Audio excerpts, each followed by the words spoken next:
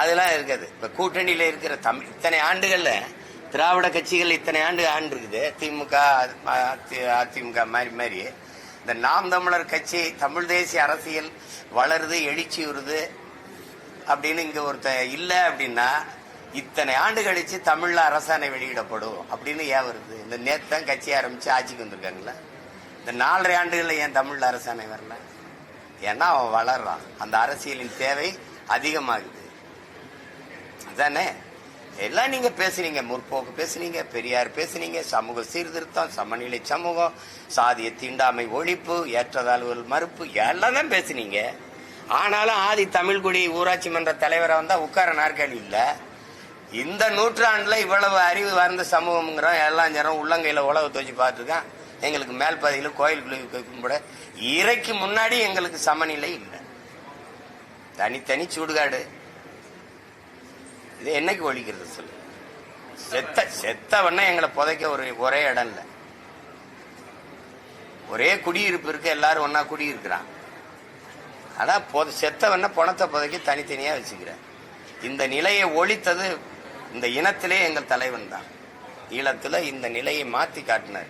ஒரு குற்ற சமூகத்தை திட்டமிட்டு உருவாக்குது இந்த அரசு. அதை பத்தி கவலையும் படுறதில்ல, ஒன்றும் படுறதில்ல. சட்டம் இருக்கு, இதுல ஒழுங்கு இருக்கா?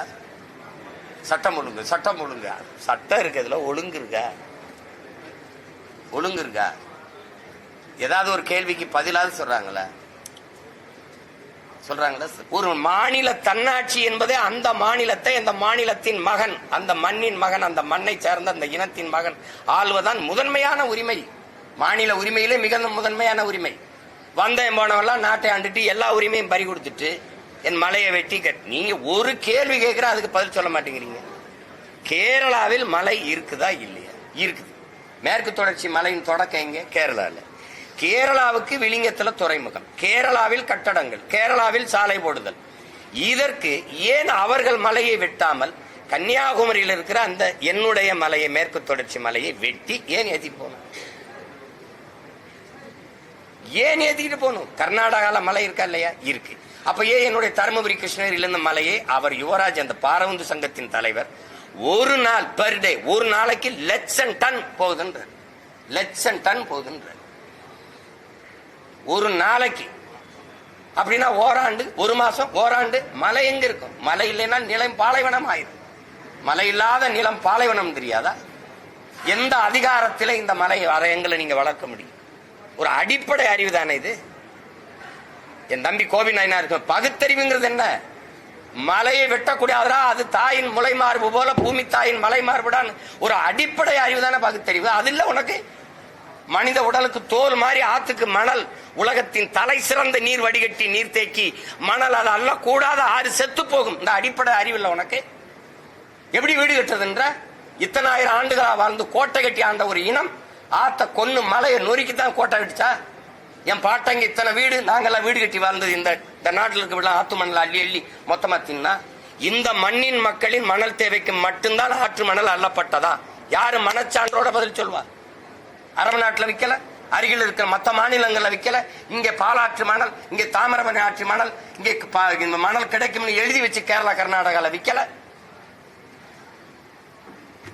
என்ன உரிமை நீங்க பாதுகாக்க போறீங்க? எனக்கு காவிரியில் இருக்கிற நதிநீர் உரிமை இருக்கா? எனக்கு 410 டிஎம்சி தண்ணி வந்துகிட்டு இருந்ததுல ஏன் 150 டிஎம்சி 50 டிஎம்சிக்கு போய் மண்டியிட வேண்டிய நிலைமையை உருவாக்குறது இந்த திமுக, இந்த காங்கிரஸ்.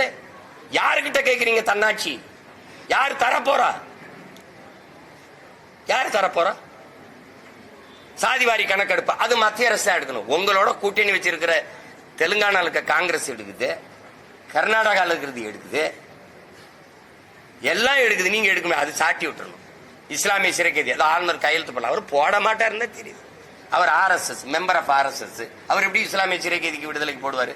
அப்ப வாக்கு கேட்கும்போது என்ன கேட்டிருக்கணும்? ஆளுநர் கையெழுத்து போட்டா விடுதலை செய்யறேன் அப்படி சொல்லியிருக்கணும். குடும்ப தலைவிக்கு 1000 நீங்க ஓட்டு வந்த பிறகு என்ன சொல்றீங்க? தகுதியானவன். ஏன் ஆத்தாராக்கா தகுதியை பார்க்க நீங்க? உங்களுக்கு என்ன தகுதி இருக்கு? எங்க அம்மாவுக்கு தகுதி இருக்கா இல்லையான்னு சொல்ல? இதெல்லாம் சேட்டை தானே. அப்ப வாக்கு கேட்கும் போது சொல்லியிருக்கணும், தகுதியான குடும்ப தலைவிக்கு 1000 ரூபாய் கொடுக்குறோம். போயான்ட்டு போயிருப்பாங்க. எல்லாமே ஏமாற்று, எல்லாமே ஏமாற்று. இப்ப திடீர்னு தேர்தல் வரும்போது ஏன் இந்த பாசம் வருது? அதான் திரும்ப திரும்ப சொல்றேன்ல, தனியா போடுவான், பொம்பளையில பிடிச்சி காய பிடிச்சி செலவு பண்ணுவான், தாலியை தோடு தொங்கட்டான அத்துட்டு போவான், ராத்திரில ஆடு மாடுல திருடிப்பான், எல்லா சல்வாரித்தனமும் ஒருத்தன் பண்ணுவான். நான் கோயில்ல நாங்க மாரியம்மாவுக்கு முளைப்பாரி போட்டு காப்பு கட்டும் போது அவனும் மாலையை போட்டுருவான், அவனும் காப்பை கட்டிக்கிடுவான். அவன் திடீர்னு திருவிழா வரும்போது சாமி ஆடுவான் பாருங்க, அந்த ஒரு நாள் புனிதன் ஆயிடுவான். அது மாதிரி இந்த திராவிட கட்சி இருக்குல்ல, குறிப்பா திமுக இருக்குல்ல, அது கோயில் திருவிழா, அது தேர்தல் திருவிழா. தேர்தல் திருவிழா வரும்போது புனிதர் வேடம் போடும் பாருங்க, அது திடீர்னு தீர்மானம் போட்டுரும். இந்த தீர்மானத்தால மாநில தன்னாட்சி வந்துடும், இதை கொடுத்துட்டு போயிருவாங்க. தன்னாட்சியில எது வருது? மொழி உரிமை இருக்கு. முதல்ல மொழி இருக்குதா? என் தாய்மொழியில படிக்க உரிமை இருக்கா? படிச்சா அதுக்கு வேலை கிடைக்குமா? அதை கொடுத்திருக்கீல. கர்நாடகால தனியார் முதலாளிகள் வந்து தொழிற்சாலை தொடங்கினாலும் அதுல 100 விழுக்காடு கர்நாடகர்களுக்கு வேலை வாய்ப்பு கொடுக்கறதுனா வாண்டான். அப்படி ஒரு சட்டம் அப்படி இருக்க, அப்படி பாதுகாப்பு இருக்க. உயர்நீதிமன்றம் சொல்லுது, தமிழ்ல படிச்சவங்களுக்கு ஒரு 20 விழுக்காடாவது வேலை வாய்ப்பு கொடுக்கணும். உயர்நீதிமன்றம் கெஞ்சுது. இதுக்கு பேரு தமிழ்நாடு. கேட்டா சும்மா மாநகராட்சி கட்டடங்களையும் அரசு அலுவலகங்களையும் தமிழ் வாழ்கன்னு எழுதுனா வாழ்ந்துருமா? உள்ள கோப்புகள்ல, உள்ள இருக்க கோப்புகள்ல தமிழ் இருக்கா? இன்னைக்கு தான் இத்தனை நாள் கழிச்சு அரசாணை தமிழ்ல வெளியிடுவோம் அப்படின்னு. உங்களை எல்லாம் நாங்க எப்படி எப்படி எடுத்துக்கிறது? நாங்க எங்களுக்கு இந்த கச்சத்தீவு பறி போனது, காவிரி நதி நீர் போனது, அதெல்லாம் விட பெரிய வருத்தம் இருக்கு.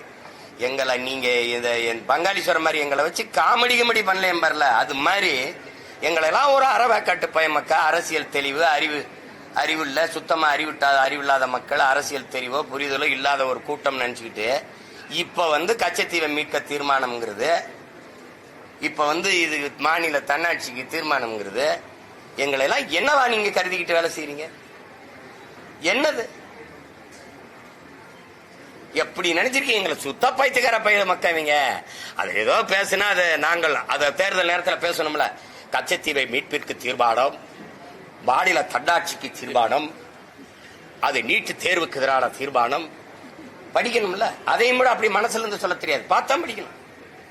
நீங்க போட்ட தீர்மானம் தாங்க அப்படி நெஞ்சில வச்சு சொல்லுங்க. அது எப்படி? ஒரு தலைவனுக்கு உள்ளத்திலிருந்து வரணும் வார்த்தைகள். மக்களின் பிரச்சனை மனசிலிருந்து வரணும், உதட்டுல இருந்து வந்து மக்களுக்கு என்ன பிரச்சனைன்னு பார்த்து படிக்கிற எப்படி தலைவனா இருக்க முடியும்? அப்புறம் வந்து திடீர்னு உங்களுக்கு எல்லாம் என்ன பிரச்சனைன்னு நாங்க ஒரே கும்பிட, ஐயா 65 வருஷமா நீங்க தாயா பிரச்சனை, எங்களுக்கு வேற எந்த பிரச்சனையும் கிடையாது. பிரச்சனையே இவங்க தான், இவர்கள் ஆட்சி முறை.